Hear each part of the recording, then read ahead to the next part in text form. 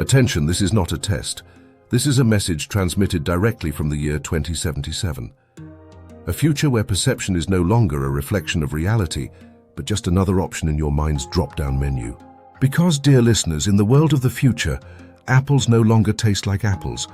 Coffee smells like vanilla, but tastes like chicken soup. And chicken soup doesn't even exist, but there's an app that gives you the experience of having eaten it. Today, we'll analyze how we got here. What led humanity to this point? Is this the final evolution of reality, or just the greatest sensory scam in history? To answer these questions, we have one of the brightest minds of the future with us today. A man whose credentials include degrees that don't exist, a PhD in optional sensory perception, and a specialization in advanced vibrational epistemology. Please welcome the quantum monk of indecisive metaphysics. Master, what an honor to have you here. Your presence makes me feel like you are the reincarnation of Aleister Crowley. Who is that? I don't know. I only have the perception that I once knew who he was. That is good. It means you are on the path. The path to what? I don't know. But if you pay for my course, we'll find out together. Now, Master, tell us, how should we live in a world where perception has replaced truth? Welcome to a special episode of 277 Broadcast, an update from the Offiial Fiction, where we analyze futures that shouldn't exist, but probably already do. Master, in this world reality no longer has a fixed form. How can we find the truth if anything can be anything? Ah, my young disciple, truth is just an attachment to the past. Only the weak need certainty.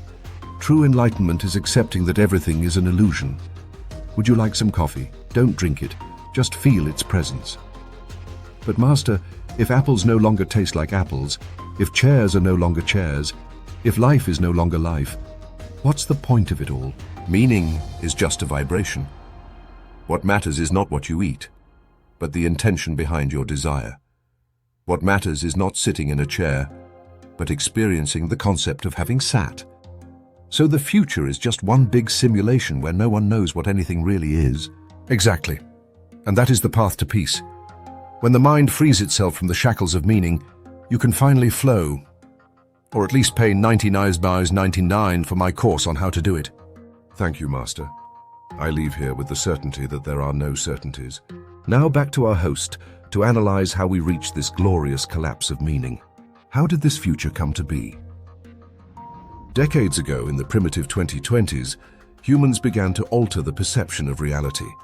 Things no longer needed to be real, only to seem real.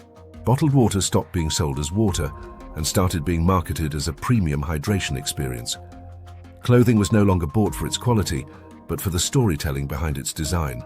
Vegan burgers were made to taste like meat, while lab-grown meat tried to resemble plants. Social media turned identity into a filter. AI-generated images became so convincing that people stopped trusting their own eyes. The future we describe here is merely the logical consequence of what was already happening. The collapse of meaning didn't happen in 2077. It happened the moment we accepted that perception mattered more than truth. So I ask, are we predicting an absurdity, or merely documenting the present? What do we do with this future? Dear listeners, if one day you walk into a supermarket and see a papaya that smells like lemon but tastes like fish, you'll know we've crossed the threshold. If you visit a restaurant where waiters don't serve food, but instead offer emotional dining experiences, you'll understand there's no escape. If the car you bought has no engine but promises the sensation of having driven it, well, you'll know exactly what happened. So next time someone tries to sell you a product, an experience, or an idea, ask yourself, is it real, or just an echo of what used to be? This concludes our special episode of 277 Broadcast. Subscribe, share, and tell me, what other absurd future should we explore? And remember, your mind is a prison, but for just 99 dimes, I'll show you the way out in 12 easy installments.